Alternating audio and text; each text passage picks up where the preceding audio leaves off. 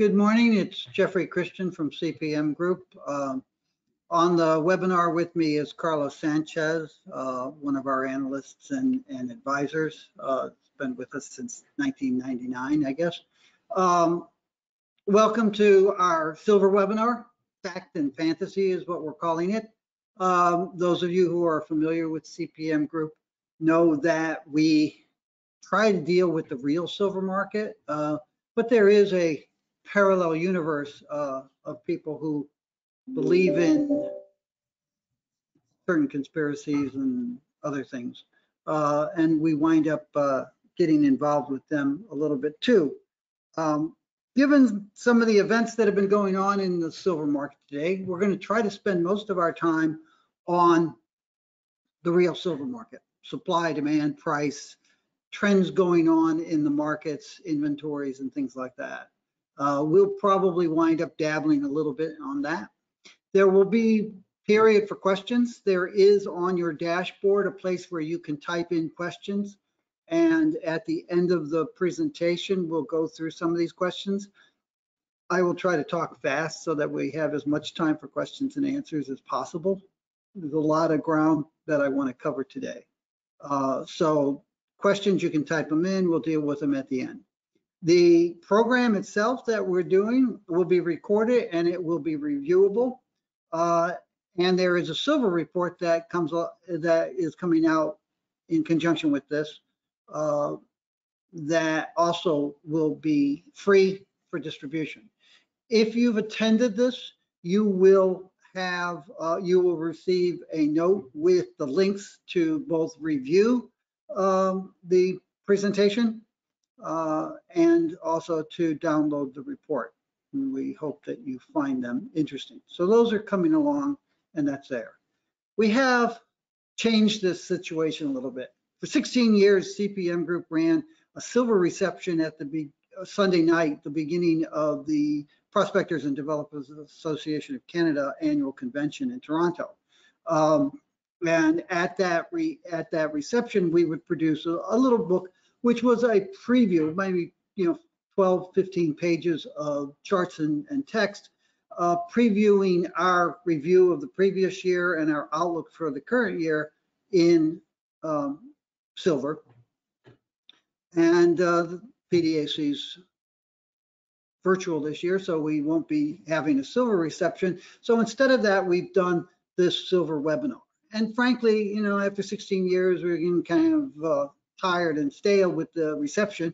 It was a great event and a lot of fun and good food and drink, but maybe the webinar is the way to go. And I'll talk a little bit more about webinars in the future. We have 16 sponsors in this, and I'll explain some of the changes that we've been making in the way we contact people. We have 16 sponsors, mining companies, consulting companies, the Morgan Report. We're very happy. Crossfed, the large Russian refiner of precious metals, Hindustan Platinum, a large precious metals refinery in India. We have Gatos Silver, Celaya Silver, and Sunshine Silver, all three of which are under the umbrella of the Electrum Group. That's Tom Kaplan's investment company. And we are proud. I mean, I met Tom in 1993 when he was considering starting Apex Silver, and we have worked with him on a number of projects in the past across commodities. So we have a lot of sponsors. We're very happy to have them. We also have distributors and media partners. We have the distributors, Ellis Martin, newsletter reporter, Fidelitrade, Gold Blocks, and Gold Silver, who are Singapore-based. Southeast Asia Consulting is also a Singapore-based precious metals operation. Interact distributes CPM Group's research to investors and others. Monex and Fidelitrade, two of the largest and best providers of precious metals to investors in the United States. NASDAQ, we're working with NASDAQ on, they collect, collate, and market the trading data that is available now on London Gold, Silver, Platinum, Palladium trading. They have enormous volumes. You can get the highlights here and there, but they have enormous volume of data on trading that if you're into it, you can really do a lot of scrounging. Bloomberg is not a distributor per se, but CPM Group has a page on Bloomberg, and we will have links to the silver report and to this there. Gerson Lehrman Group does not participate in third-party webinars, but we did a separate webinar for Gerson Lehrman's clients a while back. And then we have media partners, Bullion Bulletin in India, Glacier, which publishes the Northern Miner and a variety of other mining-related things, Investor News Network, Kitco. We're doing a lot with Kitco, including they distribute our trade recommendations, which I'll mention in a second, Metals Daily, Prospector News, which we've worked with for decades, and Mining Weekly, which is from Kramer Media and probably the best mining information source in South Africa. So we've put together a coalition of sponsors, distributors, and the media. We're changing the way we talk to the markets. In the past, we've been relatively more calm. I remember in the Audis, we had a client who really wanted to buy us, a very wealthy individual investor, a role model for activist investing. And he used to say that he wanted to buy us so that only he got our research. We've tended to be relatively quiet in our work, but we've expanded things. So we publish market alerts, which go out to our paying clients. We publish market commentaries, which go out to our paying clients and friends of CPM Group. And now we're doing more videos, which are being posted on YouTube. And if you look at it, we used to do many more market alerts and very few market commentaries. We gave those insights that we had to clients who were paying us for our insights. Last year, when the pandemic came, we sort of started changing things. We've also looked at the changes going on in the buy side of the financial markets, the sell side of the financial markets, the mining industry. Globally, across markets, things are changing, and the pandemic and the economic lockdown have accelerated some of those changes. So last year, we did more market commentaries. Toward the end of last year, November or so, we started doing these weekly videos, and they've been very well received, and they've been very useful. We're starting with this webinar. We're thinking that we would probably want to do other webinars. We have had people talk to us about, well, can you do a webinar on PGMs? Or can you do a webinar on PGMs and new energy vehicles? People talk about electric vehicles, and those of you who know that I wrote a newsletter and a book on electric vehicles in the 1970s, before I really got intensely involved in metals. I was already doing metals research and reporting, but I also wrote about electric vehicles in the 70s. We tend to focus more on what we call new energy vehicles because we're not convinced about electric vehicles, and we think that there are any number of issues that will come up. Electric vehicles may well be an interim technology for automotive propulsion technology. So it's a big issue. We did a couple webinars last year and a couple years before that on new energy vehicles and their effects on PGM markets and on metals markets in general.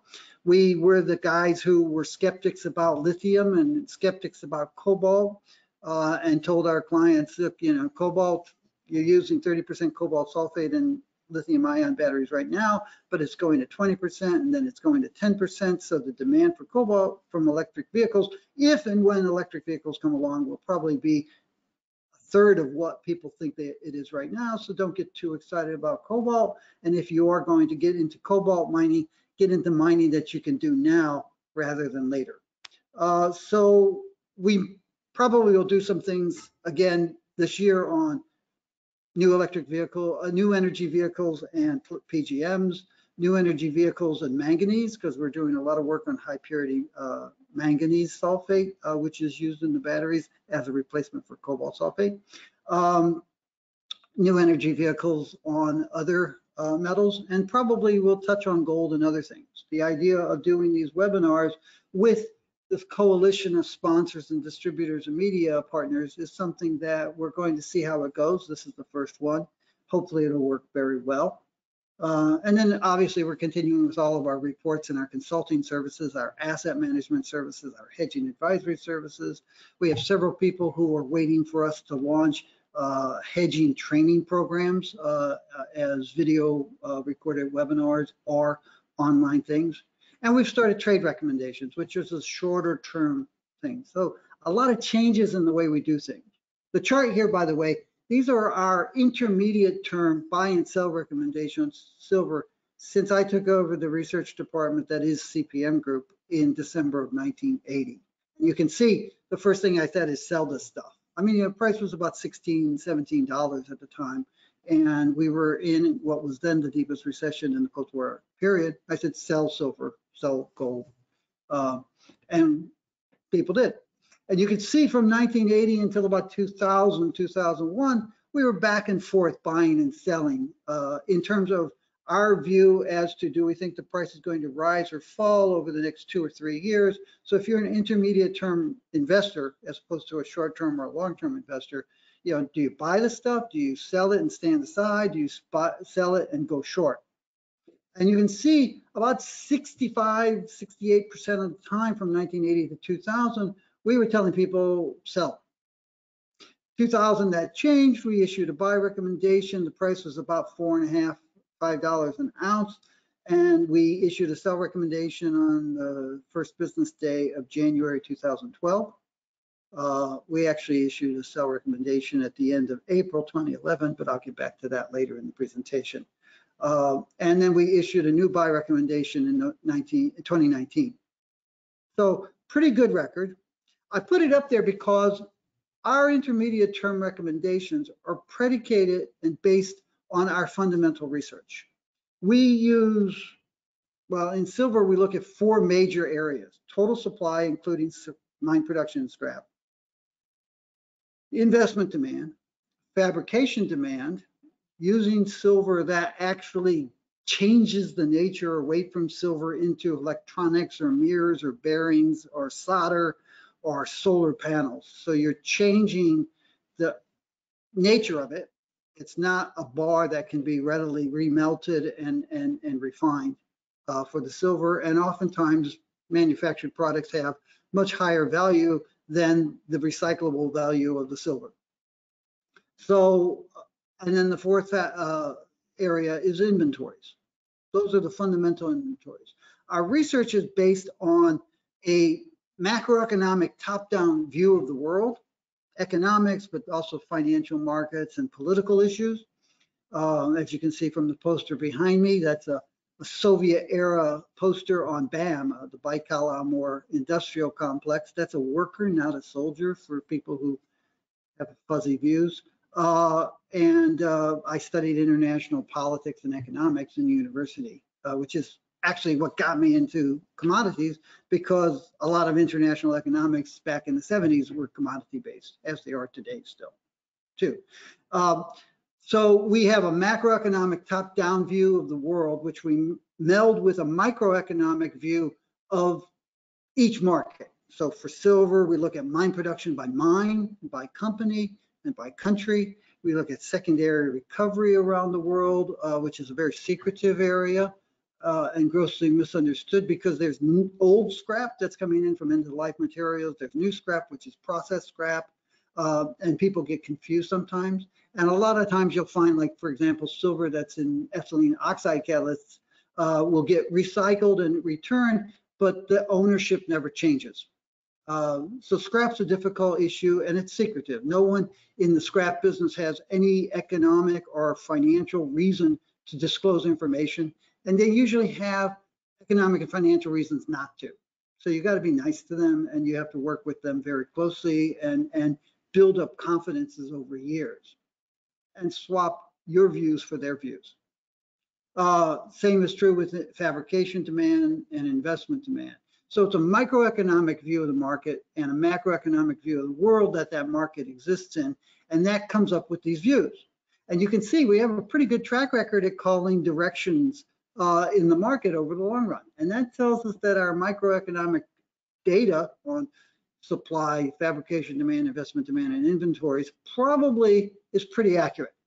Because if we're building our price model on this stuff and we're consistently wrong, probably our data's wrong.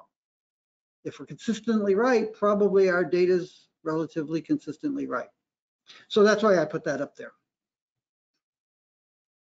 Today's agenda, now that I've already talked for 15 minutes, I want to talk about the key points. We'll talk about the economic environment, that top-down view, talk about silver prices, then the fundamentals, inventories, investment demand, total supply, fabrication demand, and then I have some charts on prices and markets, London volumes, COMEX, price fluctuations, COMEX open interest, inventories, and deliveries. Topics that we've always followed, and they've all of a sudden, since the first week of February, become perhaps a little bit more focused on. The major developments, I mean, look, silver rose 27% last year on an annual average basis from $16.23 or so in 2019 to about $20.67 last year. And if you look at last year, you know, it traded down around $19, $20 for a while, and then it traded around $25, $26. And it's moved up higher. It's tested $30, I guess, 3 times now since last August, maybe 4 times. It's tested $30, I think, once or twice in February alone.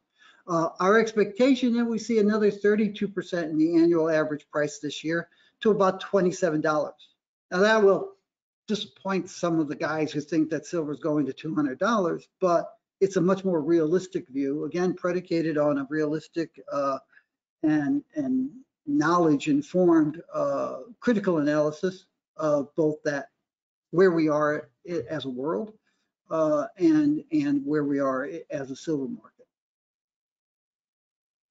The big key pushing silver prices up last year was that investors came back. Investment demand had fallen very sharply for several years. I'll show you a chart in a second. I'll show you charts on all of this stuff, but you know, in case you have to leave, we'll get this information to you now. Investor demand was very low from really 2013 to 2019. In 2018, 2019, it was very low. You can see here 27 million ounces and 36 million ounces in those 2 years of net investment buying of physical metal. So not futures or options or other paper silver, real silver, physical silver, 27, 36 million ounces, very low.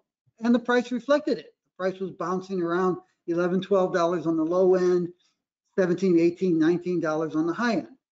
Last year, investors bought probably more than 100 million ounces. They tripled their investment demand, and lo and behold, the price rose sharply, 27%. That's the key factor. Our expectation is that the world's in such great shape that investors will probably want that much again this year, and the price will rise again. If the world, we're wrong and the world is actually in better shape than it feels, then maybe they buy less silver and the price comes back a little bit. We don't think so. Our main base case scenario is that investors will probably buy about 103 million ounces again this year. Now I'll talk about it because there's some numbers that are distorting that vision. And actually my next slide will address that a little bit. Fabrication demand fell last year about 8.7%. Pandemic and the economic lockdown and the recession that ensued all hit it. We're looking for a small recovery of about 3% in fabrication demand this year, mostly solar power and electronics, but also some jewelry and silverware, which is traditionally the key use of silver in fabricated products. And then supply, mine production fell about 3.4% last year. Total supply only fell about 1.4% because while mine production was shut down at various times for various lengths of time in various countries, secondary recovery rose because jobs were shut down and they were selling old jewelry and decorative items in order to generate cash in which to buy food and pay rent and things like that. We're expecting mine production to recover about 1.8% this year and total supply to rise about 2.4% because we think that mine production secondary recovery will continue. Now, there were two big developments. Excuse me for 1 second. Two big developments that seem to have been sort of overlooked by the market, more or less. One is the loss of liquidity.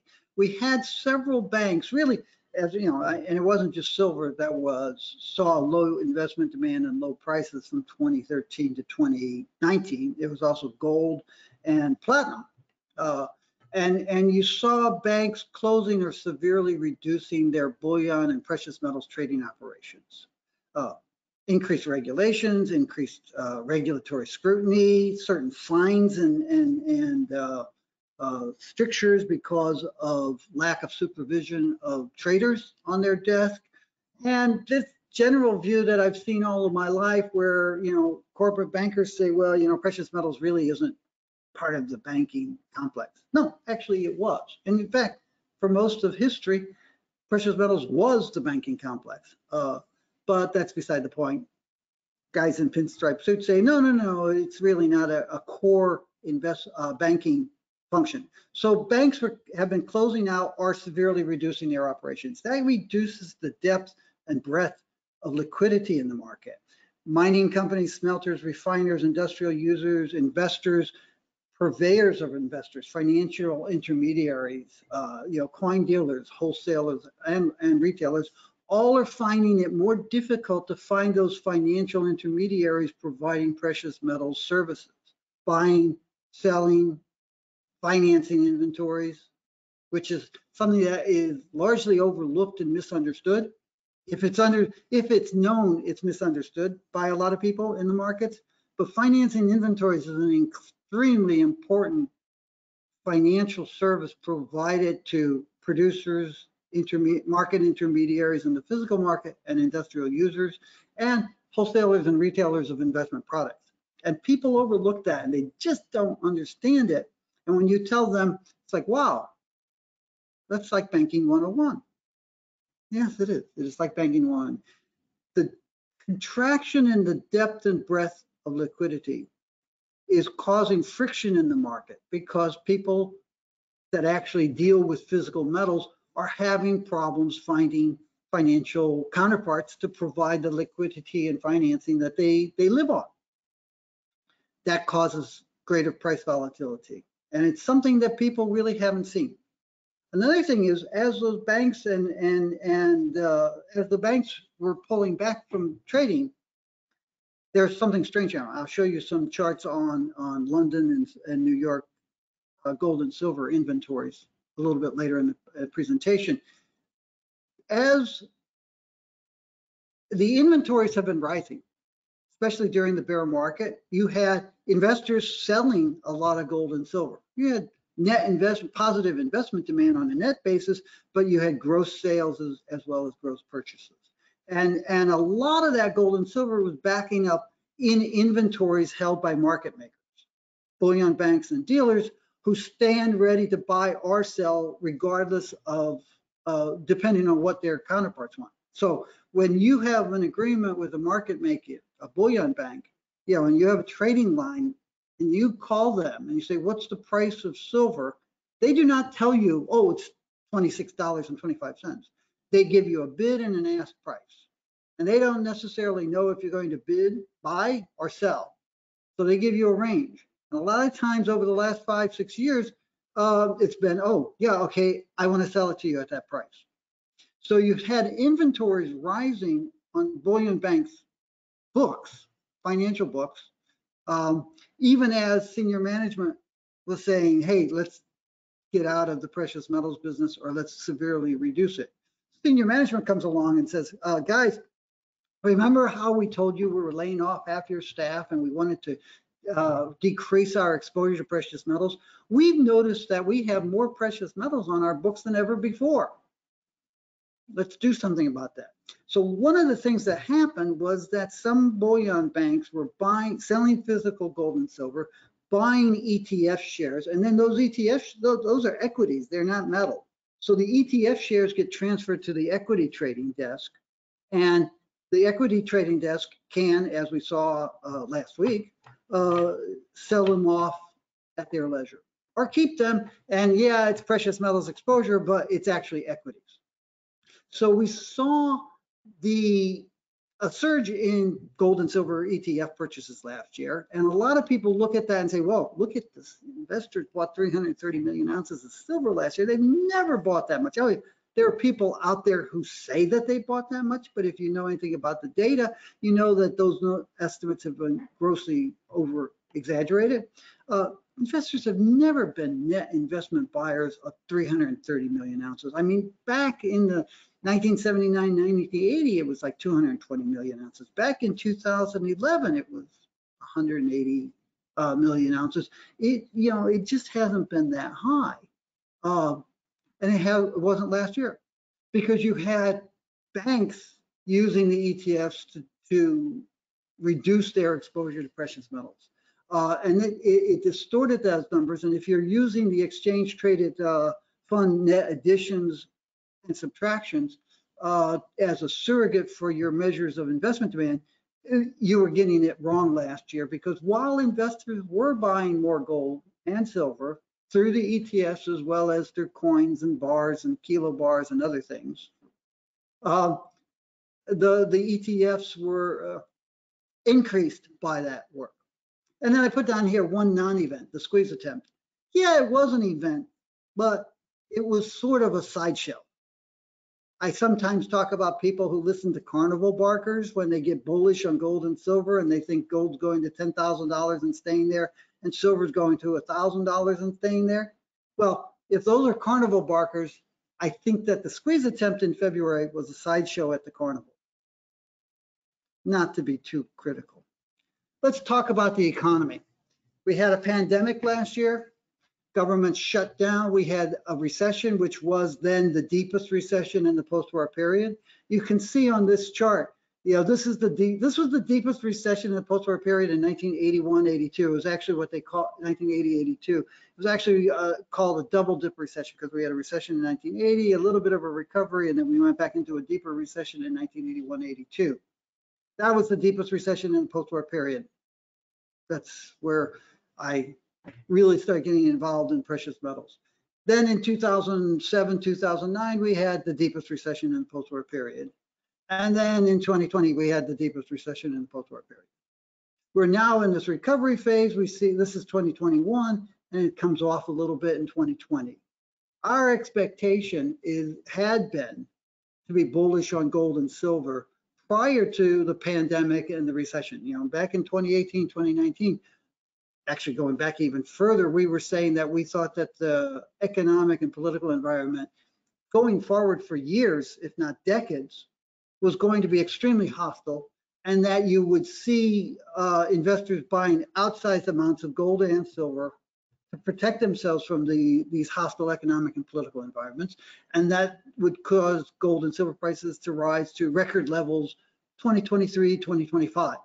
That's still our view, because we think there'll be another recession. We think that the financial crisis is there. All of those factors, and I won't bore you with the litany of them, that have caused investors to buy more gold and silver than ever before since 2000. From 2000 to 2021, investors have bought more gold and silver than ever before. And they've done that because of these economic stringencies and political uncertainties. And our view is that those things have gotten worse. They had gotten worse into 2020, and then the pandemic and economic recession and everything else made them that much worse, and they're going to be that much worse going forward, and we're going to see another financial crisis and another recession, and the gold and silver prices are probably going to rise because investors are going to look at the stuff and buy more gold and silver. I'll get back to that in a second. Meanwhile, you've got this interesting debate going on right now. People who use valuation models say, well, look at this increase in the 10-year T-bond, and it's having a devastating effect across commodities, not just gold and silver, but across commodities. The stock market's been more volatile.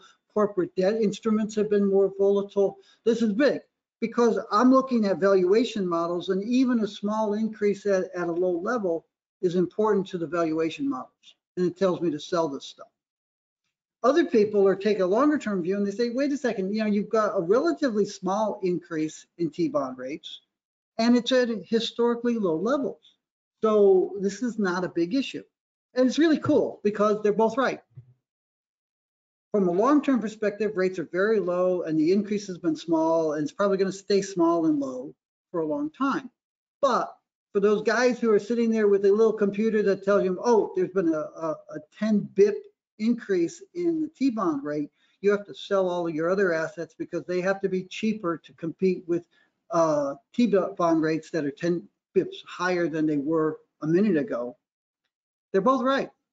Now, what's really important though is real rates. So this is the T-bond rate, 10-year rate deflated by inflation. And you can see it's very low and it's still low. And it's likely to continue to be low. You can see that back here, we had real inflation adjusted rates 1.5%, 2.5%. If you look at the relationship between changes in real silver prices and changes in real interest rates, you see, well, I'm not sure about silver, but with gold, it takes real interest rates of 3% or higher to really start having a negative effect on investor interest in gold. And it probably is pretty much the same with silver. So when you see interest rates rise, and let's say they rise 2%, they go from -1% to 1%. A lot of investors can say, 1% real return on 10-year bond is not that compelling. I think I'm going to keep my gold and silver. Start seeing 3% or 4% or 5% real rates, and then they say, okay, now I'm interested.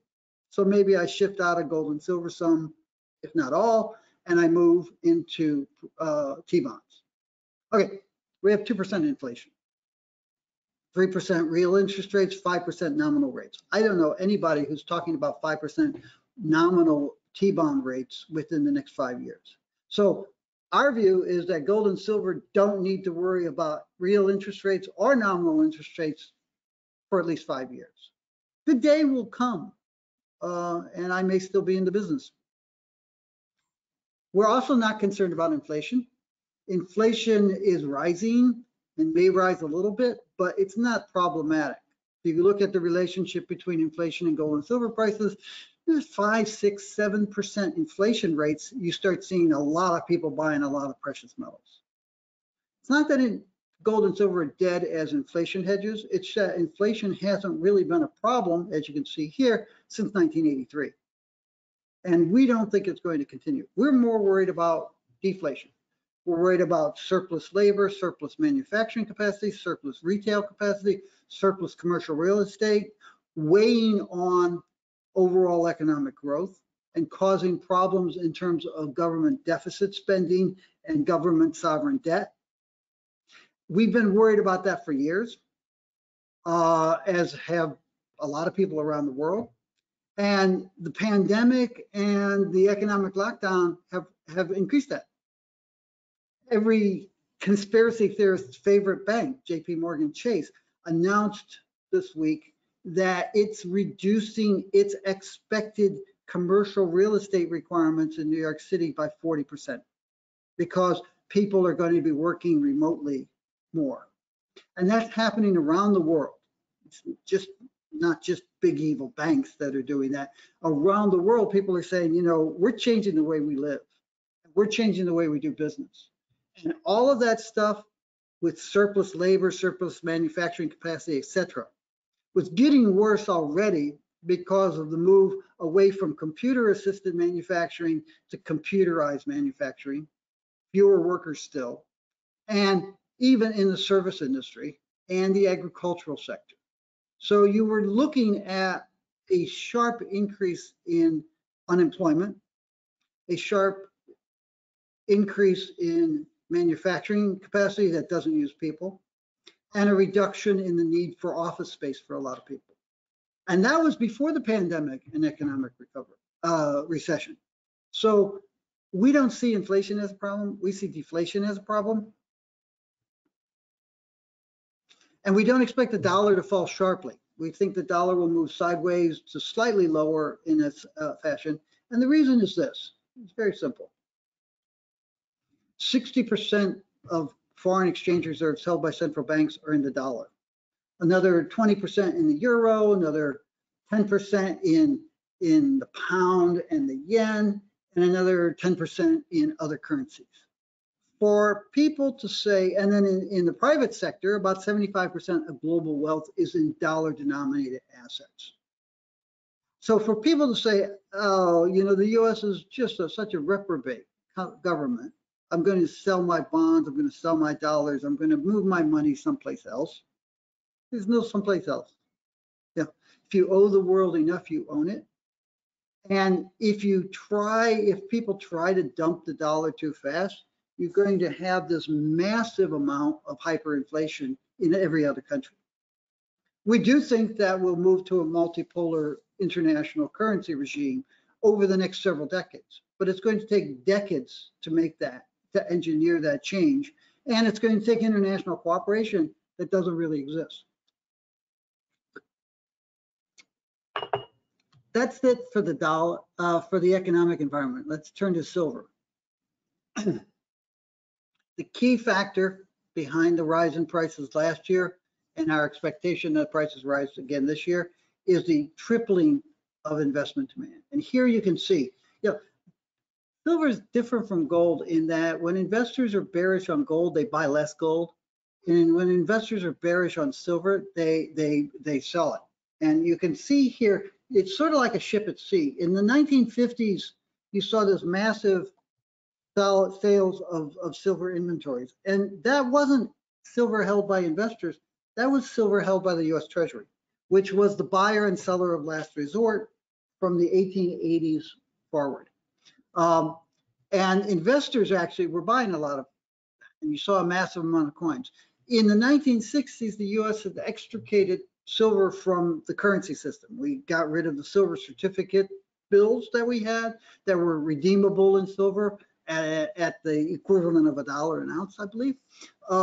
And we got rid of silver in coinage where when you took into account the fact that it cost 29 cents to melt it down and refine it, even though it was illegal to take circulating coins and melt them down and refine them.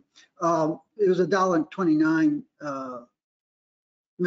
melting price. So the government got out of the silver coin business, silver monetization business, and the price went from $1.29 to $5. And investors sold. Then the 70s came, investors bought, I'm sorry, and they bought the price up. In the 1970s, they were sellers until 1979, 1980, when they saw what was going on in the silver market and across commodities. You know, people, there's a tremendous mythology that the Hunts were trying to corner the silver market. They were not trying to corner the silver market. The Hunts saw the likelihood that the silver market was working off of deficits, that fabricators were using more silver every year than was being refined from mines and scrap. And they said the price of silver is going to have to ratchet up sharply at some point. So they bought a lot of silver. Then they told everybody what they were looking at, and they encouraged them to buy silver. It wasn't that they were trying to corner the market. They saw a wave coming to a higher silver price. They wanted to ride that wave. And if they could accelerate and accentuate and increase that wave's height a little bit by telling people what they were doing or letting other people tell them what they were doing, so much the better. Bottom line, the price went to $50 on an intraday basis. It went to about $16 on an annual average basis, if I remember correctly. It might have been $20, I'm not sure, on an annual average basis. And investors bought a lot of silver. And it's very important, and I'll get back to this when we talk about investment demand. Over the course of the 80s, investors were buying a lot of silver because the price shot to 50. Then the price went to $16. In 1980, the same year that, the same quarter, the same half a year, it hit $50 in the first quarter, it hit $16 in the second quarter in April. But investors kept buying because they were convinced it was going back to 50. And there was probably somebody out there saying, oh no, it's going to $100. Don't sell it when it gets to 50. And over the course of the 80s, investors slowly became disillusioned with silver. And then they actually started selling silver. And they sold close to 2 billion ounces of silver in 15 years from 1990 to 2005. And during that period of time, these are net transactions. In 1997, Berkshire Hathaway bought 127 million ounces. So when I'm showing you, 170 million ounces of net selling by investors in that year, that means that there was 127.5 million ounces plus. Yeah, you had a lot of transactions in silver that year because you had net buying by Berkshire Hathaway, gross buying by Berkshire Hathaway, which was more than offset by net selling from other investors who were disillusioned because the price was trading between $3.50 and $5.50 for 15 years. They shifted into net buyers in 2006, and the rest is history. The price went up to $50 in 2011, and then it came back down. Disillusionment set in, and now it's back. And the question for all of us is, do investors stay in the market, in which case the price is going to rise, or do they leave the market? As I said, the silver price averaged about $20.67 last year. Our expectation is that the price will probably average around $27 this year. On a longer term basis, I mentioned earlier, and we still agree, we think that the world remains extremely hostile and that by the period 2023, 2026, we probably will see record silver prices that exceed what we saw in 2011. The gold silver ratio, it's very funny because several years ago it went over 80 and there were various promoters who said, look, it's never held up over 80 in recent years. It's got to have to fall, which means silver is going to have to rise relative to gold. So sell your gold, buy your silver. And they overlooked the fact that from 1990 to 1994, it didn't not only stay above 80, it went up to 100 to 1. This time we got up to, I think, 116 to 1 on a daily basis in 2020, and now it's down to about 65 to 1 on an intraday basis. What we find, though, is that silver underperforms gold in the early stages of a bull market, and it overperforms in the late stages. It plays catch up. So when you look at this, you compare it to this. Now, we had a bear market for 15 years here, but ultimately silver did play catch up. We're looking at the similar thing here. This is the early stages of a bull market, and silver is starting to play catch up, but it's got a lot further to go. Okay. World's not running out of silver or gold. We have record amounts of gold and silver in London. These are data, the London market, Bullion market only started reporting inventories around 2016, the middle of 2016. And you can see with gold, it kind of bumped along. It was somewhat higher until 2019, and then we've seen this big increase to record levels. In silver, in contrast, you saw a steady increase in holdings, about half of which you can account for as ETF holdings, and then less than half. So there was a lot of silver coming into the London vaults that was not reflective of investors buying ETFs shares. And then this peak is in March. April through August, we saw a lot of selling of ETFs, of inventories in the London market. Some of that went into New York, some of it went elsewhere. And these are New York inventories. And again, increases mostly in eligible, not in trading stocks. This is gold, threw it in just for color. Mostly ineligible, and then it shot up in the last year during the pandemic. Silver stocks were rising on an eligible basis from 2015 to 2017. They accelerated sharply over the last 2 years and then accelerated even more in 2020. Some of that silver from London came into New York, but you can see it was a relatively small amount. Investment demand. Just looking at this chart, just to re-emphasize this, I just went over this all. We saw this period of time, and you can see the price consequence. The funny thing about gold and silver, surpluses and deficits, if you want to call them that, actually coincide with price increases and changes in the opposite way that commodities, industrial commodities do. When you see surpluses, net additions to inventories, that means that investors are bidding the price up away from fabricators, and they're encouraging increased mine production and secondary recovery. And the price tends to rise with the surplus, and it falls as you go away from surpluses into deficits. And when you have deficits, if you had a deficit like this in copper, you would expect the copper price to skyrocket. But what these deficits represent is investors selling silver. And we were very much concerned until last year because we saw the similarity in this trend downward in investment demand level compared to what we saw over the course of the 80s. And we were advising mining companies and industry associations, you guys ought to do something to more effectively market silver to investors. And I don't think they took our advice. Pretty sure they didn't. But governments around the world came to their rescue and they said, look, if you can't convince investors to buy silver, we got government policies that will make sure that they want to buy silver. And we saw that in 2020, and we think it's going to continue for a while.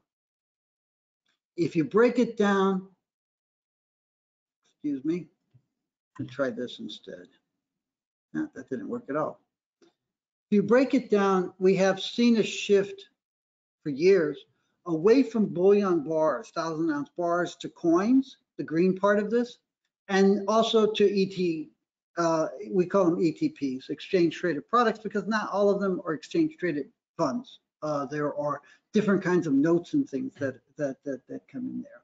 Again, you saw this massive increase in exchange traded product, mostly exchange traded funds, let's be honest, in 2020, but that wasn't necessarily all investment demand.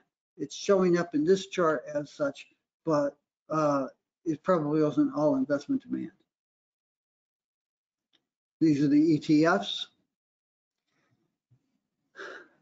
Talking about February, these bars, this is the daily additions and subtractions of silver for the SLV, the largest ETF.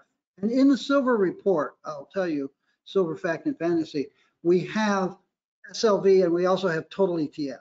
We have several dozen ETFs that we collect data on. And you can see here, 36 million ounces, 19 million ounces, 57 million ounces of additions to the SLV during the attempted squeeze, right? There were problems processing all that. This is a market that, if you look November, December, January, was trading net additions, net changes, additions and subtractions, were averaging 2 million ounces worth of shares a day. So you went from 2 million to 110 million in 3 days. And the back office just processing those trades, it was geared up to handle an average of 2 million ounces a day. So you had a back office lag in processing all those trades. People looked at that and said, oh, there must not be enough silver in London and New York. I just showed you there's record amounts of silver in London and New York and record amounts of silver available to meet this. So it wasn't that there wasn't any silver, it was that the processing of those trades wasn't really able to be handled on a daily basis because of the congestion. And we've seen this in other markets over other times when you have that. And then they sold another 39 million ounces of that was sold over the ensuing 4 trading days. And again, you had a problem with the paperwork. It was a paperwork issue, even though it's mostly computerized, rather than, oh, there's no silver there. You could make the mistake and say, oh, there was a problem processing all this because there wasn't silver there. But when you're selling the silver, clearly the silver's there. So it wasn't a matter of there's no silver there. It was a matter of processing an outsized amount of trades that came in over 3 trading days. It's really that simple. I'm sorry.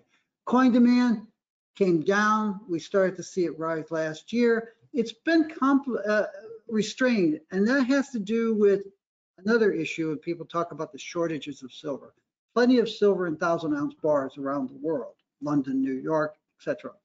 But it gets tight when you want products like 1-ounce coins, 1-ounce medallions, and 100-ounce bars, things that are made by refiners and national mints.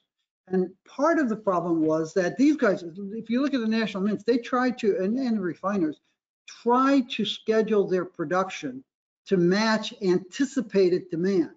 Now, over the previous 3 years, 17, 18, 19, coin demand had fallen from 120, 140 million ounces down to 80 million ounces. So they scaled back on their production schedules.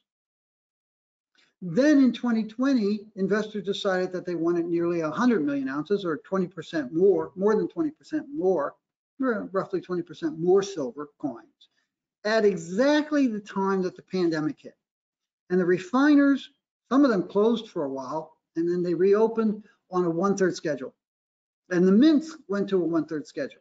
So they said, look, we can't risk somebody coming in here with COVID, undiagnosed, asymptomatic, and laying waste to all of our staff. So we're going to run 1/3 shifts. 1/3 of the people will be working at any given time.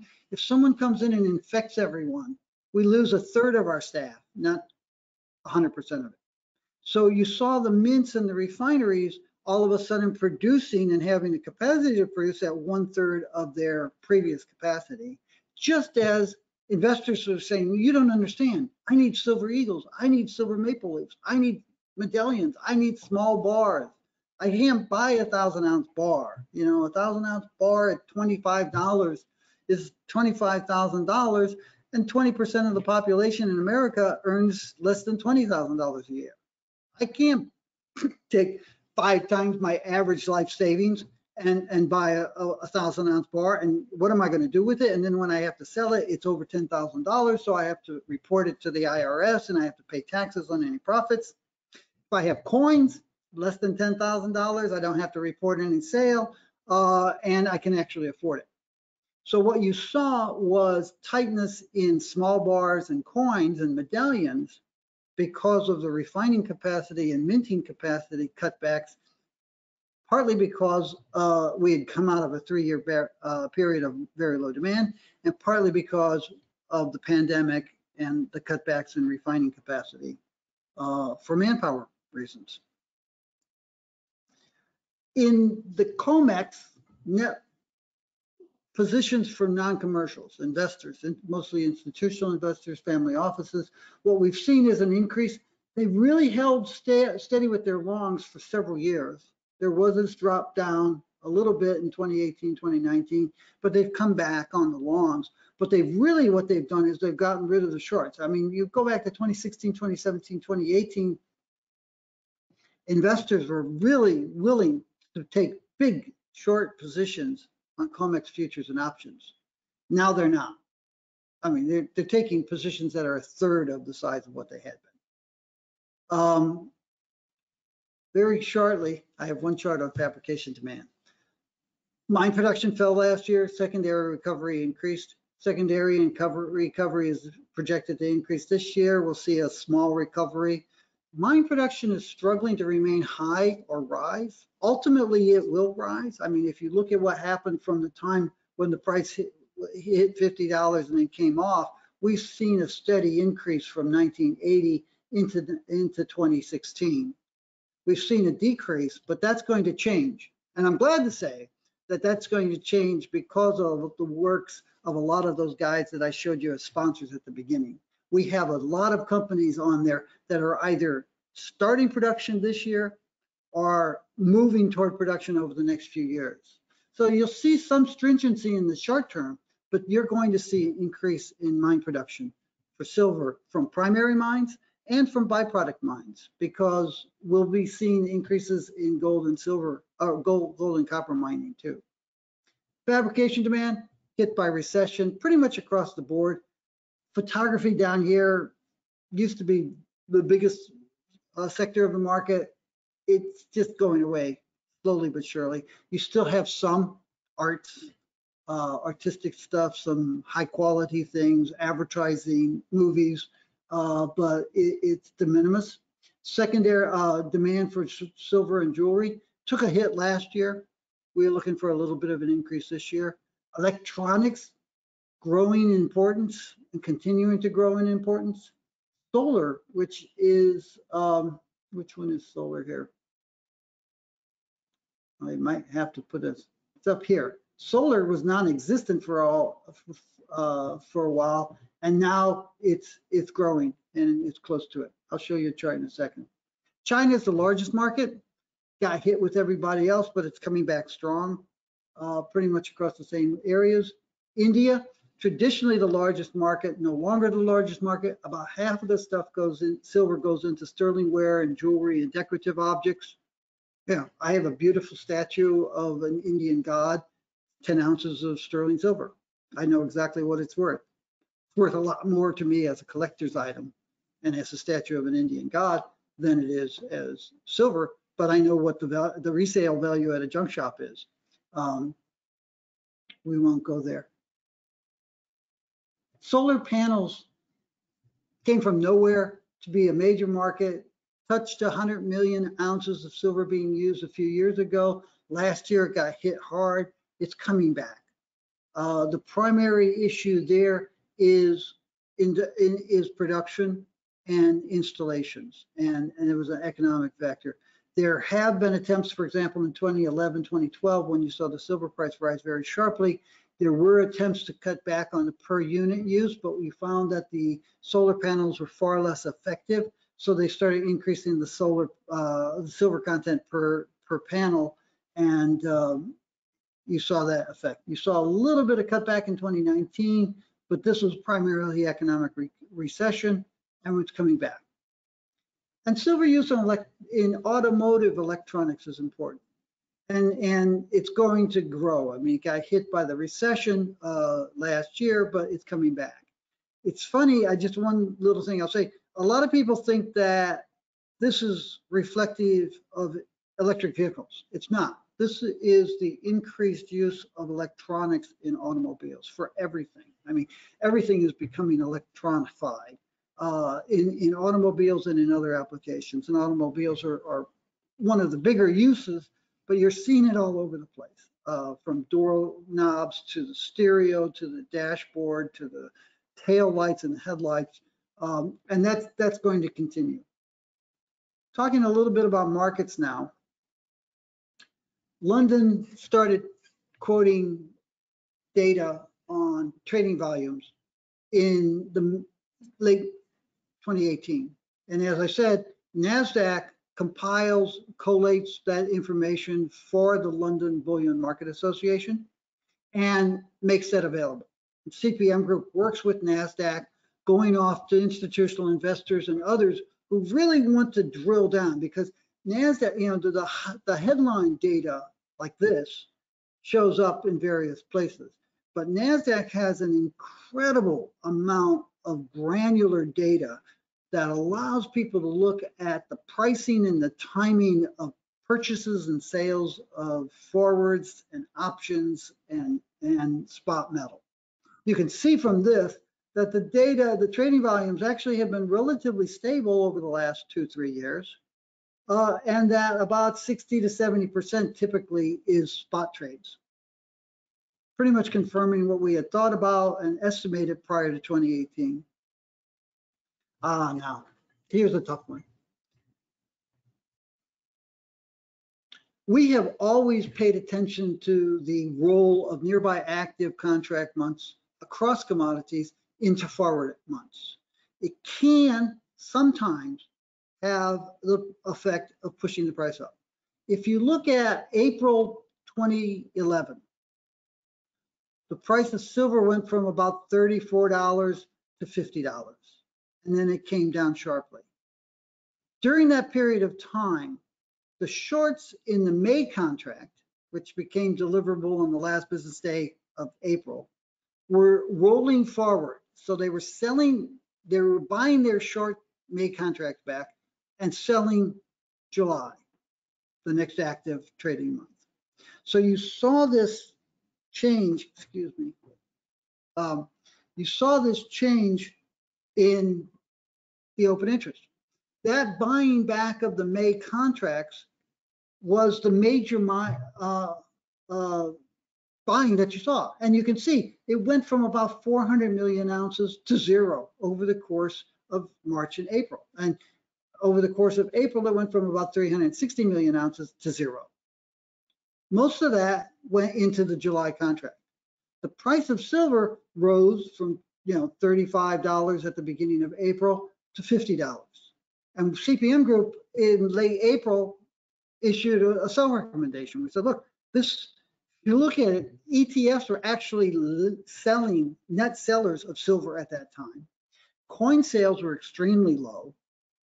Most of the buying that you saw was not ETFs, it wasn't coins, it was shorts buying their May contracts back. And we said, when this roll is over, the price is going to fall back to $30. And it did. And certain people in the market said, well, clearly CPM Group was part of some conspiracy to suppress the price. No, we just knew what was happening.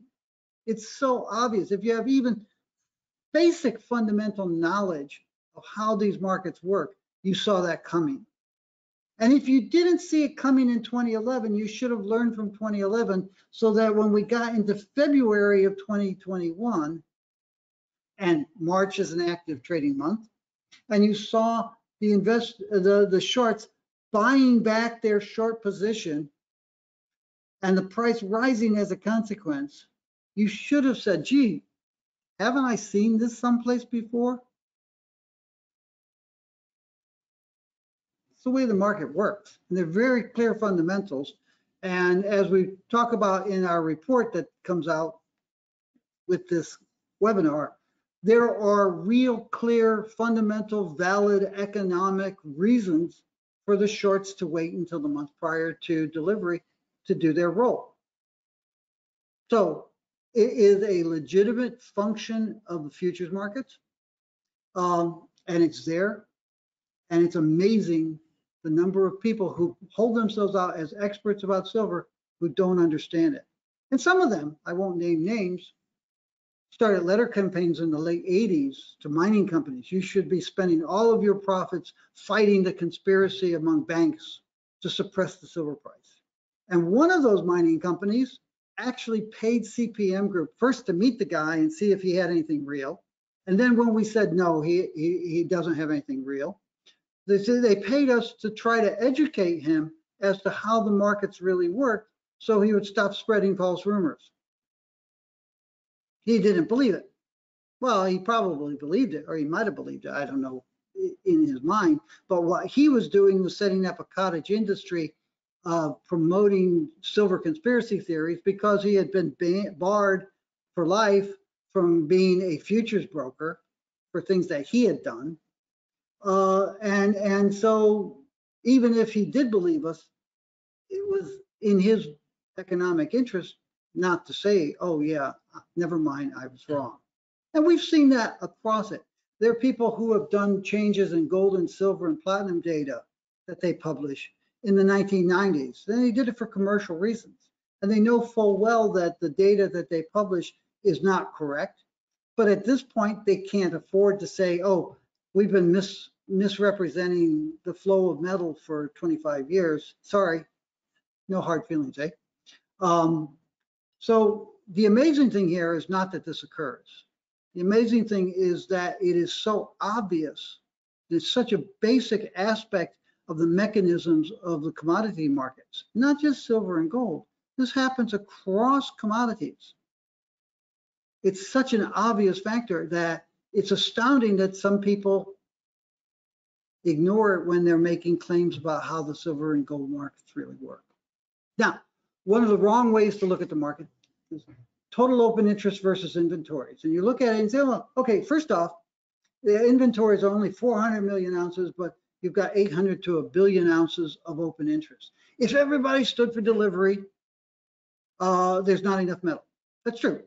Okay, the purposes of a futures contract and an options contract is to provide hedgers and investors leveraged exposure to the prices. The vast majority of people who invest or trade futures and options do not want to make delivery if they're a producer or take delivery. They want to buy leveraged exposure to price changes. If I'm a producer or a processor or a wholesaler or a user of that commodity, let's say silver, I want to hedge my price exposure in my physical commercial activities. And I do that in the futures and options markets. Actually, I don't. I'll be honest with you. If I'm a producer, a refiner, a smelter, or an industrial user, chances are I do that in a principal to principal over-the-counter contract with a bank or a dealer. We discussed this all in this report that I keep mentioning. The dealer, the bank, for want of a better word, turns around and hedges its exposure in the futures and options market. And again, you've got these people who don't understand basic economic, the mechanisms of the futures market, and they say, why are there such large positions held by banks in the futures and options markets? These guys are not commercial. The commercials are miners and refiners. Miners and refiners and users don't get involved in futures markets almost universally. A few of them do, but most of them do principal to principal with a bank and let the bank or their financial intermediary, it could be a dealer as opposed to a bank, a commercial bank, they let their financial intermediary hedge its exposure on the futures and options market. And that's why most of the commercial contracts belong to banks and dealers, because that's what their job is, providing financing to people. 99+% of the open interest gets settled, closed out. They don't want to take delivery. They don't want to make delivery. It's true of the hedgers, the commercials, and it's true of the investors. Another misperception is, oh, well, if you didn't have futures, all of those investors would be buying gold and silver, and physical gold and silver, and the price would be higher. Wrong. A lot of those people don't want physical gold and silver, never want physical gold and silver. They want to buy exposure to changes in the prices of gold and silver on a leveraged basis. And if they can't buy leveraged exposure to the changes in the price, they're just not there. They're going to go back to trading Tesla shares and waiting 2,700 years for the profits of Tesla to come up equal to the share price. The futures market is there to provide price exposure for hedgers and investors, most of whom don't want to buy the stuff. Another wrong way is to look at the open interest versus deliveries. The correct way is to look at, or the more correct way, or the less incorrect way, is to look at the inventories versus the deliveries. And there you have about 8 times as much inventories as you do deliveries. And the ratio, I didn't include the ratio chart here, or I should have, but just, I've already gone on for an hour, more than an hour. The ratio is higher than ever before. There are more inventories relative to deliveries than ever before on the COMEX. So that's what's important in terms of, oh, well, can somebody squeeze this market? Equities and commodities are radically different. And the people who short equities, the investors and speculators who invest short equities by borrowing shares and selling them in the expectation that they can buy them back more cheaply before they have to pay off that loan in shares, are radically different both in their nature and in the mechanics than the people who are shorting futures. In futures, you're not borrowing gold or silver and selling it short. You're creating a silver futures contract by finding a commercial participant who will sell it to you. And if you're a hedger, your futures position is your hedge of your physical market position. Now, we've talked a lot about this for years. We will go off to mining companies and institutional investors and family offices, and they will hire us to do a deep dive and explain all of this to them. We will go through all the conspiracy theories and show all of the evidence that the conspiracy theorists put forth and tear it apart and show that there's nothing there. We'll show all of the evidence that the conspiracy theories don't hold water And we'll show evidence and research that's been done by CPM Group and other groups, including the CFTC and the Bank of England, that shows that there's no conspiracy. There's no grand conspiracy. There's short-term manipulation. Wall Street brothers sitting on trading desks saying, hey, let's jerk this market around. Let's spoof this market. That happens across commodities. You hear these people, well, what about JP Morgan? You know, they fined hundreds of millions of dollars for manipulating the market. No, they were fined hundreds of millions of dollars for not supervising their Wall Street bros on their trading desk and creating an environment and allowing the creation and perseverance of an environment on their trading desks that allowed people to jerk around, spoofing the market on an intraday basis or from day to day. There's a lack of supervision and creating that environment that allowed that they were caught on. And these are manipulations. These are things like Ricardo having his agents sell shares on the London Stock Exchange so that people think that Napoleon won the Battle of Waterloo, and then having other people that were not identified as his agents buying the shares on the down low. Such spoofing and trading activity occurs across markets.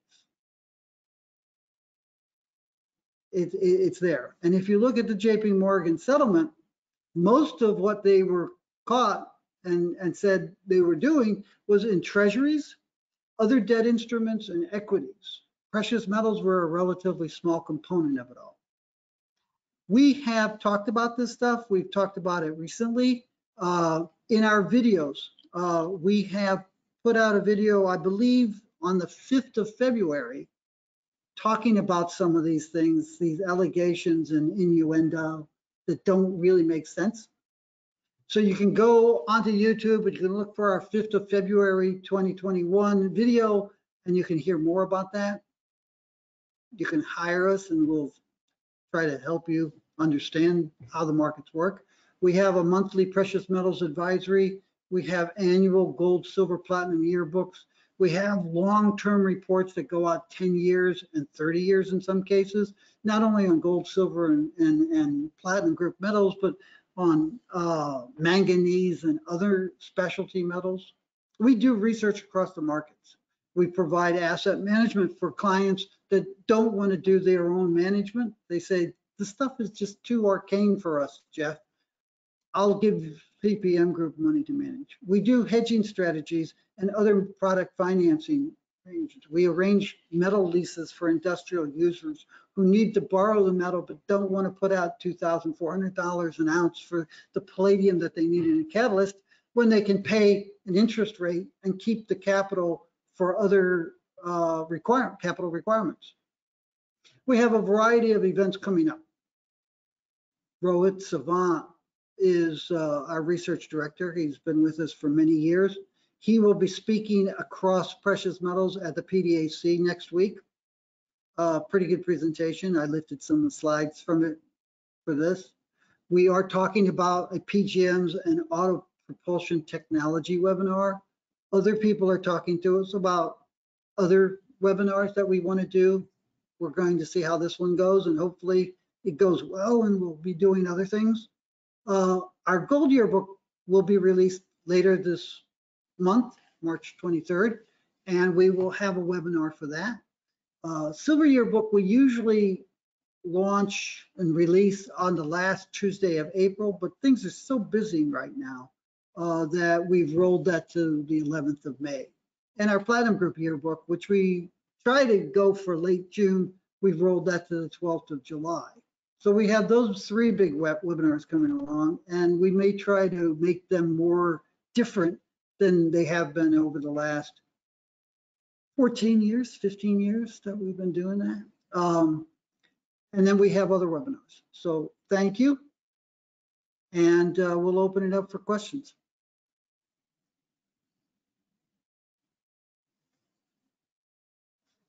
Carlos, let us know if there are questions. Yep, they are coming in, and there are several questions already. So let me begin with the first one here. What is the difference between 2011 and the current situation. In 2011, when we were coming out from the financial crisis, gold and silver peaked and were dropping for almost the rest of the decade. Are we in 2011 now? We don't think we are.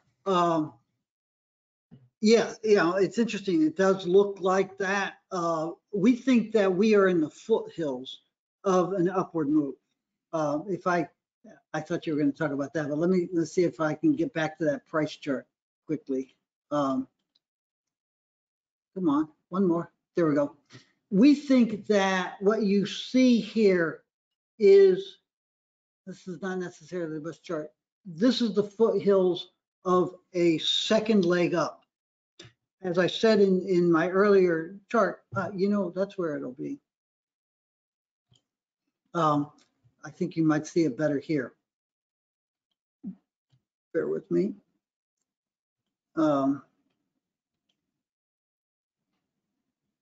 We think this is the first leg of a multi-decade secular upward shift. We've seen an upward shift in the investment demand curve for silver and gold. Our expectation is that the price has risen sharply from 2000 to 2011, came back down in a cyclical decline within a secular bull market, and that we're now entering the second leg up. So we don't think that this is 2011. We think that this is 2008. We think that we have a lot further to go, and we're actually looking for record prices significantly higher than we saw in 2011, sometime in the period 2023, 2026. Next question. Okay, next question. What is the average return private investors can expect on financing inventories? Investors financing inventories? Yes. I'm not quite sure what the person is referring to. I mean, are there details? No, that's just the question. I believe it's from an earlier topic you mentioned. I can move on to the next one. No. Let me address that. Okay. If you're a commercial, if you're a financial intermediary and you're lending metal out to industrial users, it depends on the metal, it depends on the market conditions, but for silver, it wouldn't be unusual to be charging 3 to 4% or 5% for lending that metal out to that user. Part of the interest rate depends on the risks commensurate with the individuals. I mean, if it's a large corporation that's well capitalized, the interest rate's probably going to be lower than if it's a small privately owned company with a less sterling credit profile. So, but that's that. Now, if you're an investor and you want to lend the metal out, then you're going to get a lot less. First off, you probably don't have as much money. You don't have the financial systems to monitor that material. So you're probably going to get a lot less. I'm not sure what it is, if you can even find somebody who would do that. What you can do, and some of the companies that are distributors here, for example, Fidelitrade as a metals dealer, they will allow you to borrow money against metal that you hold with them. So that's one thing that you can do. If you're a very large investor, you can say to your bank, hey, I've got this metal. I don't want to pay you 50 basis points, 0.5% a year of the value for you to store it. And I don't want to hold it on an unallocated basis per se, but I will hold it on an unallocated basis, and you, the bank, can then lend it out if you pay me interest. And we have actually negotiated with groups to get payments. Actually, Carlos, who's asking the questions, is the guy who really handles this for CPM Group. We can arrange sometimes for large investors to earn interest. One of the first pieces of it, those are people who don't know us. I ran the research department at J. Aron. We became the commodities research group at Goldman Sachs when Goldman bought J. Aron in 1981. And then I bought the research department out of the commodities research group out of Goldman Sachs and set up CPM Group in 1986. One of the first pieces of business that we did was with a central bank that was lending gold to bullion dealers. It was common practice at the time for central banks that had sterile gold that was just sitting there gathering dust. They would loan it out. And at the time, 1986, they were getting like 30 basis points, 0.3% per annum interest. And then the banks would, the commercial banks that would borrow at 30 basis points and then lend it out at 3% to industrial users who needed it for working inventory. And one of the first pieces of business we had when we left Goldman was to work with a central bank and just basically renegotiate that to 80 basis points. So we got them an extra 0.5%, or you could look at it the way I did, which was we increased their return on their lending program more than 100%.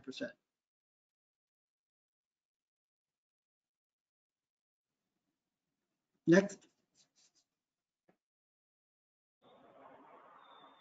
Okay. What do you think will be the primary driver for the price of silver over the next 3 years? Auto, solar, production levels versus demand, or other? The primary driver will be investment demand. Investment demand tends to be the primary driver of silver prices. And investment demand, in turn, it's partly dependent upon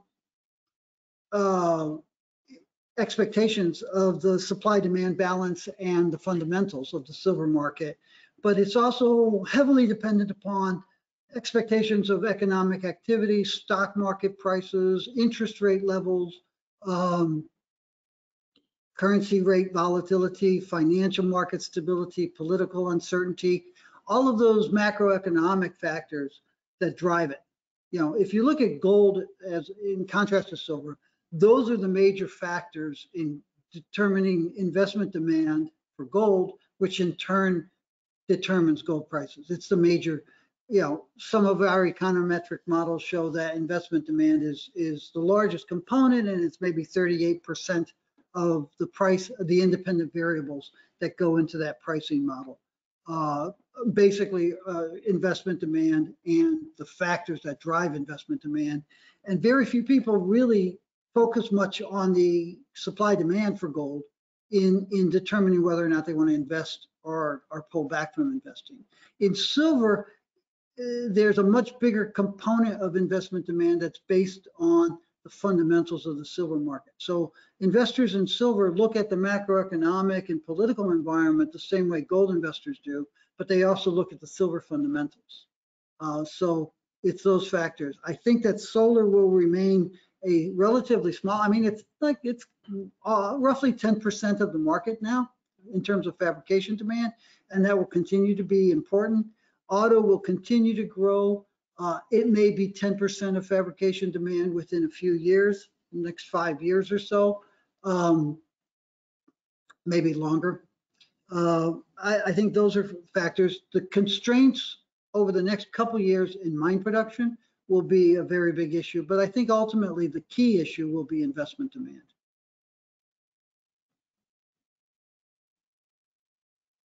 Okay. Next question is, there seems to be a shortage of 1,000-ounce bars from retail dealers and 100-ounce bars. Have you seen any shortages?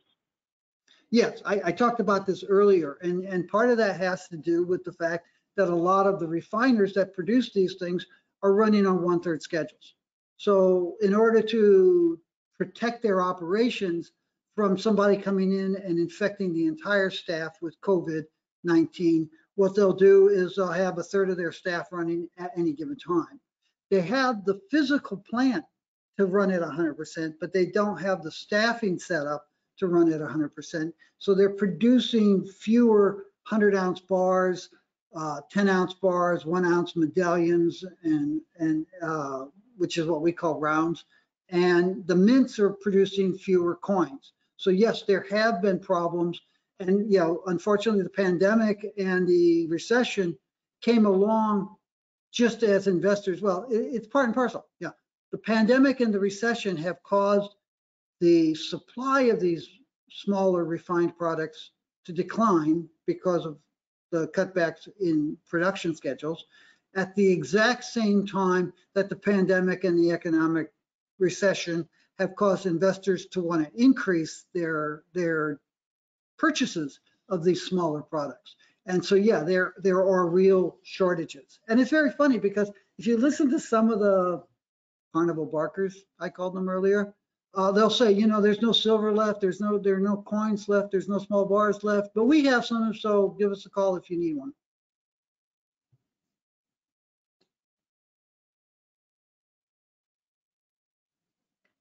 Okay, next question. How are prices established for bars and coins? How are prices established for carnival? I assume that means, you know, they're talking about the premiums. And yeah, it's has to do with supply and demand. And it has to do with supply and demand at an individual wholesaler and retailer and expectations. You know, I mentioned earlier that the interest rate that a bullion dealer charges somebody for lending an industrial user metal depends on the creditworthiness of that person. And we've seen issues with gold lease rates and silver lease rates in London, which used to be quoted in a way that they were indicative lease rates, but they weren't accurate indicative lease rates. So the regulatory authority said, hey, you got to do something. Those lease rates that you're quoting aren't particularly representative of real lease rates and forward rates. So what can you do about quoting forward rates? And the banks got together and said, well, we're not going to share that data with each other. This is a highly competitive, this is the cutting edge of capitalism, precious metals trading. We're not going to share our forward rates with each other. So they just stopped quoting the indicative rates, which was good, except that it created this greater opacity. So you had the carnival barkers, all of a sudden, some of you guys will remember this a few years ago, all of a sudden you start hearing that gold was in a backwardation in London. And people would call us, our clients would call us, is gold in a backwardation in London? We say, no. Well, do you have any data to prove that? No. Well, what's the forward price of gold? Depends on who you are. You know, if I'm a bank in London, and I'm not, just for the conspiracy minded those, if I were a bank in London, and I have 3 clients calling me, one of them is another bank that wants to borrow gold or buy forward. One of them is a central bank, 4 clients. One's central bank, one's another commercial bank, one is an industrial user, a large industrial user, and the 4th one is a small industrial user or an investor. And they say, what's your forward price? I have 4 different forward prices. You know, it's a free market, and the forward price is predicated on the creditworthiness and perceived value of the other side. And the same is true with these small coins and bars. Yeah, it's a free market, and each dealer will have a quote. And some of them are more reputable. And you go, here's my quote. It's published daily, and qualified buyers can buy at that price. Others will size up each customer. And it varies from place to place, and it's each other's discretion. And the break is that they do keep track of each other, so they know what their competitors are quoting, and that helps keep them more competitive, i.e. lower premium.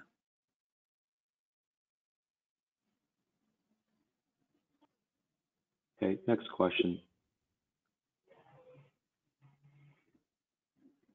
Do you think that $50 is a realistic price within the next 3 years for silver? Within the next 3 years, the price of silver can spike to $50 in the next 3 years, but I don't think it can stay there. If you go a little bit further out, if you say the next 6 years, I would say that the price of silver could average $50 or maybe slightly higher, not slightly, but maybe 12% higher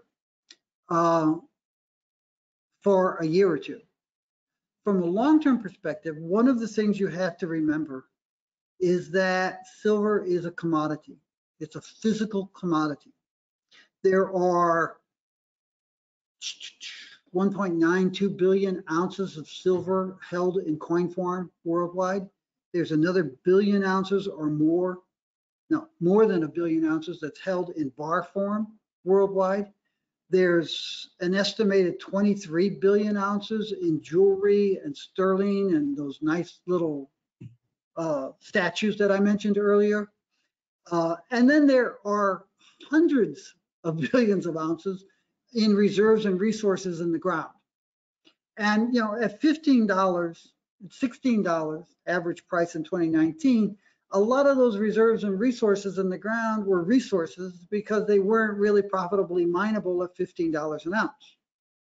But at $50 an ounce, all of those resources become reserves because they can be profitably mined at $20 an ounce or $25 an ounce. And all of a sudden you have a 100% profit margin at $50 an ounce. So the price staying at $50, this is not a stock, not a bond. This is a commodity, and it's a commodity with a geologic reality and a physical reality. At $50, a lot of those statues get melted down. A lot of those coins get resold. A lot of those bars get sold, and a lot of those mines get developed. So I don't know that the price of silver can stay at $50 for an extended period of time, by which I mean, several years. But I do think that over the next 6 years, we could easily see the price average $50 on an annual basis for at least 1 year.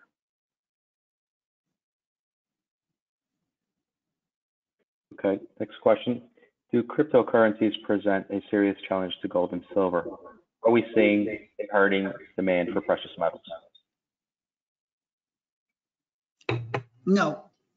Cryptocurrencies are clearly distracting some money away from gold and silver.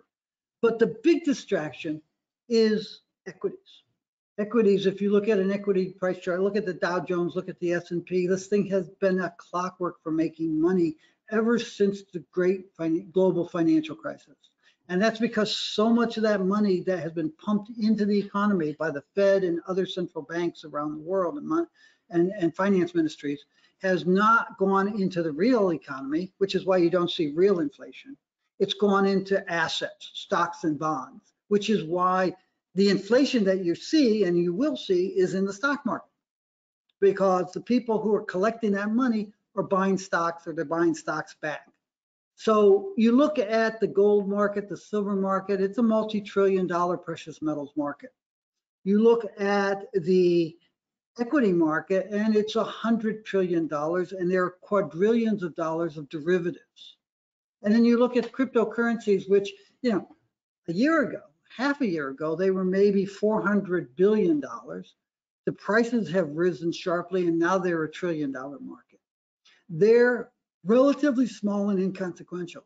Some money has left precious metals and gone to cryptos, but more money has left precious metals and gone to equities. And that's the real competitor. Now, there's a benefit to precious metals for the cryptos because the crypto marketers keep saying, they don't say, hey, we're going to replace the dollar. They say, we're replacing gold. We're replacing silver. We're a tangible asset with limited supply, just like gold and silver. But they're not. They're not a tangible asset. They're the antithesis of a tangible asset. They're not, gold and silver are based, the value of gold and silver is based on the full faith in gold and silver.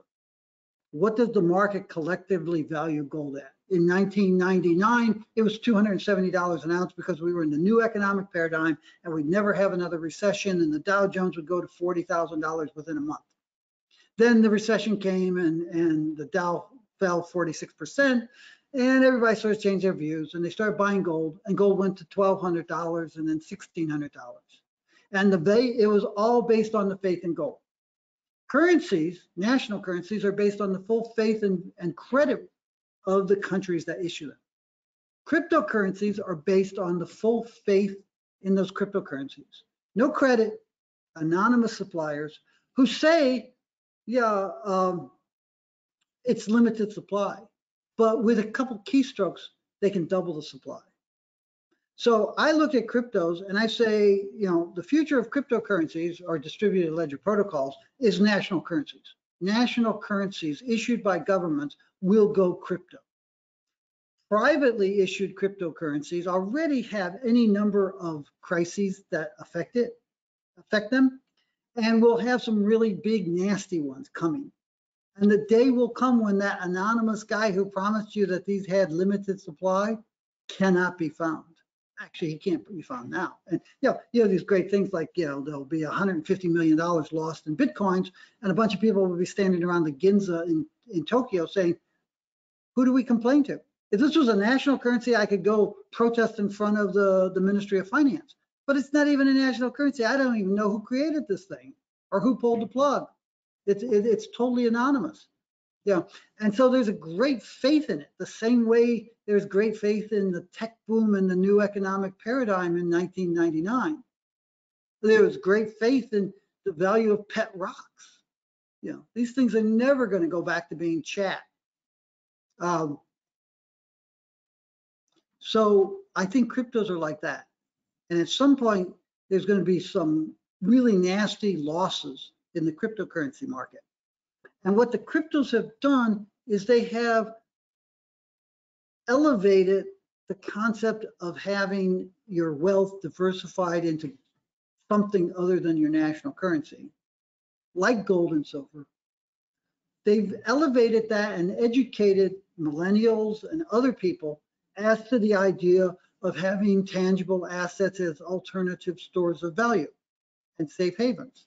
And so when the cryptos blow up, I think it'll be very good for gold and silver.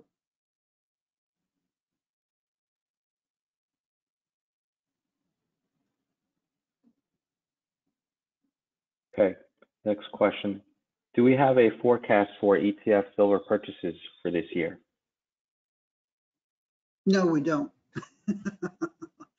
I don't think it's going to be 330 million ounces because I don't think that the banks will be back there. Could it be 100 million ounces? It could be. I'm not sure that it will be. If I had to guess, I would say it's probably going to be less than 100 million ounces of net additions over the course of the year. But we don't have an official projection on that. Okay, next question.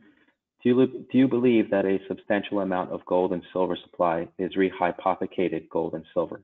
In other words, is there a substantial amount of gold and silver that is owned by more than one claimant? Okay, there's a problem with that question, is that if gold and silver or any other asset is hypothecated, it's only owned by one person. It's lent to other people.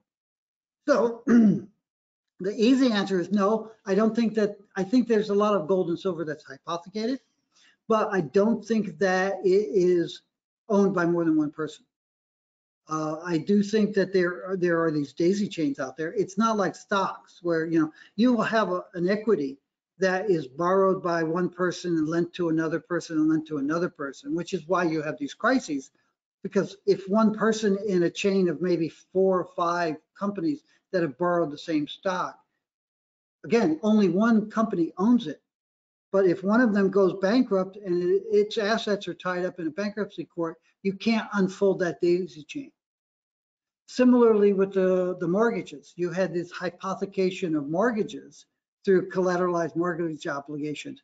And there's this big, nasty, terrible lie that you couldn't figure out who actually owned the mortgage. Yes, you could.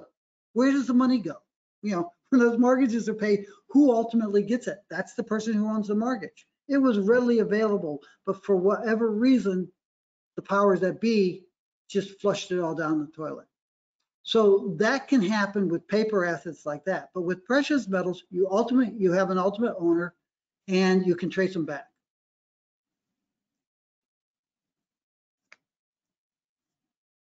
Okay, one question related to gold. What is your expectation for gold prices from now to the end of the year? Our expectation is that the gold price will be flat for the next 4 to 6 months. We had been saying a month ago when the price was at 1860, we thought that it could drop to 1720, and it's there. We thought that that would occur in the second quarter. It occurred a little bit sooner. So one of the things that we're doing as a group is that we're reevaluating, well, can it go a little bit lower in the second and third quarters? We do think that the price doesn't necessarily rise in the second and third quarters, but we do also think that the concerns about the pandemic are going through a bright spot right now that will worsen over the next 6 to 9 months. People will be less optimistic that the pandemic is under control. You're in a flat out race between the variants and the vaccines right now. And it's anybody's guess which one wins, the variants or the vaccines. But you have a lot of ill-informed people. I think the president called them Neanderthals, who are going to be aiding and abetting the variants by letting their guard down too soon. And so we could see the pandemic get worse. We can see that the economic recovery will not be as rapid as a lot of people think it's going to be, and that there are longer term issues. So for example, landlords and people who hold mortgages on commercial real estate and residential real estate.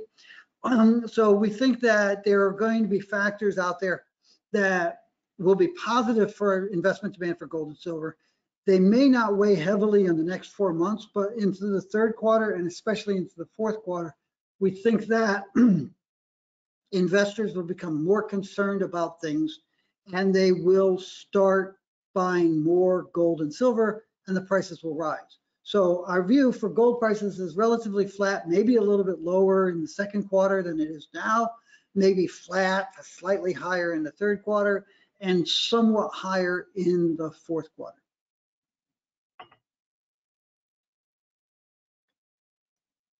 The next question is, can an investor request physical silver from an ETF?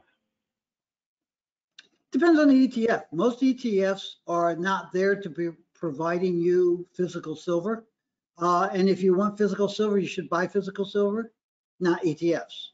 We have had people come to us and they express consternation because the ETFs are not, most ETFs are not redeemable in metal. A few of them are, I don't know which ones, but you'll have people and say, no, if I want to transfer from an ETF to a metal, it's 2 transactions. First, I have to sell the shares of the ETF and pay any fees that are associated with that sale, and then I have to buy physical metal.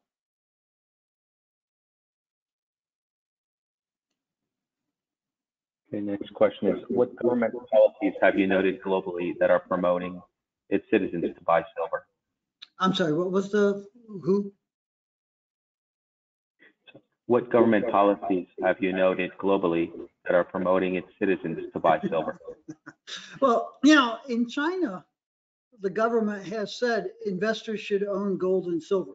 Don't count on us being here. No, you should have a diversified portfolio. You should diversify the denominator of your wealth, yuan, gold and silver, and you should denominate the numerator of your wealth, real estate, equities, money, cash, bonds, gold and silver. But in other countries, they do it obliquely. So they have monetary accommodation. They pump money into the economy. They run deficits, not when you're in a recession. You run a $1 trillion deficit before you get into a recession, and then you make that a $4 trillion deficit, and then you continue that into the next year. So deficit spending, growing government debt, political dysfunctionality in general, the lack of education for people. My wife hates it, but my bottom line always is what the world needs is better education system. And it's true. In the United States, we have destroyed public education over 70 years. It's a fraction of the value of what it used to be. They don't teach the Constitution. You don't have to memorize the Declaration of Independence. You don't have home economics. You don't have basic finance. No one tells you what it's like to have a child and bring him home from the hospital and be in a room alone with a newborn baby. You know, the education is just terrible here. But it's really deficit spending, growing debt, monetary accommodation, the lack of any sensible response to the growing surplus of labor, lack of management of the general economy or working with the general economy, you know, the laissez-faire economic factors without sitting down and saying, hey guys, let us sit down as a nation and decide where we want to go as a nation. Let us decide what we're going to do about housing, not just public housing, but general housing. You know, what should we be doing? The governments have taken a hands-off approach for many things that they used to help with. Yeah, I always point out, Benjamin Disraeli, who was like one of my role models. Benjamin Disraeli was an ultra-conservative prime minister in England. He brought public housing to England. And he did that by pointing out that under the feudal system, the landowners were responsible for housing and health and education and the well-being of the people who lived on their land. And when the feudal system gave way to the capitalist system, those safety nets fell away. And it was a conservative response to say the government, which has replaced the feudal landlords, has a responsibility to making sure that people have a warm, dry place to sleep. And that conservative attitude has been destroyed in this country and in many other parts of the world. And frankly, I think as I listen to government leaders speak around the world, in most countries, they don't have a clue what to do. So they look at surplus labor and they don't see a solution to it. Nothing that they can do and nothing that they can propose the society as a whole can do. So I think it's a whole conglomeration. And Carlos, you know, it's weird to have Carlos asking the questions because he knows these answers because he works with me on a day and night basis on these issues. You know, there's a plethora of problems that governments either contribute to or don't fix. And all of that comes together to create an unease on the part of investors that say, I should probably own some gold and silver. Maybe one last question. I think we're running up close to 2 hours now. Okay. When silver hit $50 for the second time, wasn't some of the reason for the correction the increase of margin requirements several times within 2 weeks? What would prompt the Fed to do that again?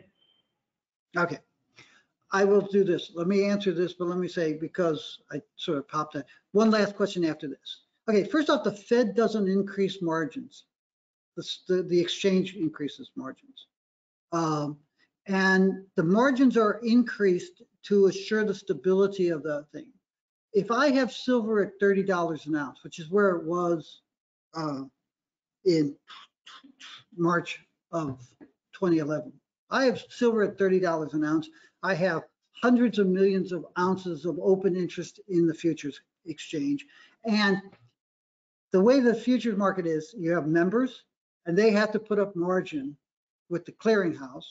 And they have to then go to their clients and say, you have to put up margin because I have to put up margin. And the purpose of that margin is to assure that everybody who's long and everybody who's short has the financial wherewithal to settle those positions. Now, at $30, my margin is X. Price goes to $35, my margin is X times 1.1 1/6.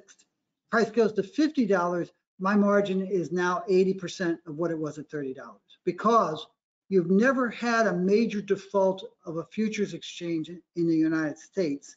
And the reason you've never had a major default is because the clearinghouse makes sure that everybody who's involved, long and short, has enough money and financial wherewithal to cover their obligations should there be a problem. So as the price rises of any commodity, you'll see that the margins rise. And one of the things that you have is, you have silver investors viewing the world in silver tinted glasses. So if you go back to 2011 and you look at what was happening, commodities are rising across the board. Oil went up to $140. And if you get a list of margin increases from the exchanges, you'll find that margins were increasing across the board wherever the prices of commodities were rising sharply and in a volatile fashion.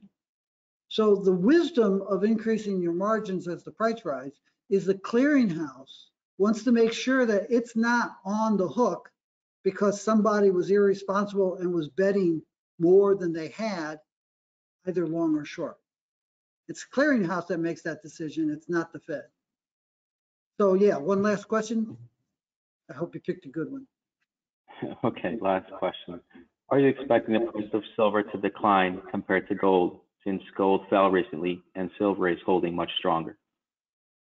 Well, I think that what you're seeing is, and I'm fine. I know what you're seeing because it's in the data and you can find that data all over the place. And one of the things that you've seen is that there are investors pivoting away from gold into silver, partly because the ratio's falling, but the ratio's falling partly because they're pivoting away. I mean, you have any number of investors who have been refocusing their attention on silver. In addition to which, as you've written oftentimes, Carlos, the silver market is much smaller. I think it's about a tenth. The value of silver market is probably about a tenth of the value of the gold market. So you have fewer participants. It's a smaller, less liquid market. It's more volatile as a consequence. So that you will see at the extremes, both rising and falling. Right now, what you're seeing is a lot of people moving into silver. And, I guess the Wall Street bets people and others have helped promote the concept of silver. I know my two sons who were in their 30s often invest in gold, but they have become, at least one of them has become involved in silver recently by virtue of the fact that it's gotten some free advertising from people who were promoting the idea that the price would rise. I think that that's what it is.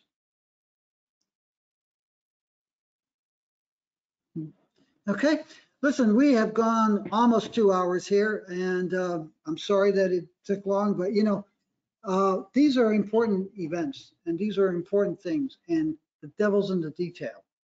And what CPM Group does is it gives you the detail and it explains the detail to you. It gives you details you didn't know you even needed to know, and it helps you analyze it. One of my clients once said that I thought my job was to take simple questions and make them complex. That's part of my job. Another part is to take complex questions and make them even more complex. And that's what we do. So we'll have clients say, well, what's the relationship between money supply and gold? And we'll say, well, what money supply are you looking at? Are you looking at US money supply? Are you looking at M1, M2, MZM, broad money M3? Or are you looking at OECD money supply? Industrialized world money supply. And if you're looking at OECD, you're looking narrow or broad money supply. There are all kinds of different definitions for money supply. I was at a conference once and there was a guy who was talking about how gold ought to be $10,000 an ounce if you look at the amount of money in circulation in the United States. And I said, well, are you looking at a 100% gold cover for the US dollars in circulation? Or are you looking at a 40% cover, which is what virtually all of the classic gold gold standards had? He said, what? I said, well, classic gold standards, the French, the British, the United States, had a 40% coverage. You had to have gold equivalent to 40% of your money in circulation to cover that. And he said, I didn't know that. I said, well, it's a big difference because if you're looking at 100% cover, but you go to a classic gold standard, it's not $10,000, it's $4,000. So when you look at the markets, you have to have knowledge. You have to have the ability to critically think what that knowledge means. You have to have something which is really difficult. You have to have the capacity to not be deluded by the madness of crowds or the carnival barkers. And you have to have the ability to not delude yourself. And that's a real rough one. We see that across the universe now. You see people who think that the inauguration day is still God's given March 4th. You see people who say, I know all those people who studied 12 years in med school and are epidemiologists of the highest expertise and medical professionals, but I got through high school and I knew more about health than they do. And you see that in the precious metals market. I mean, it's amazing. You know, we're the cutting edge of capitalism here.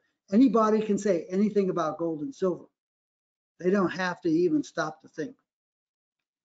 Our job is to help our clients wade through all that delusionary stuff, understand what the markets really are, and think about how they can make money or protect themselves in the markets.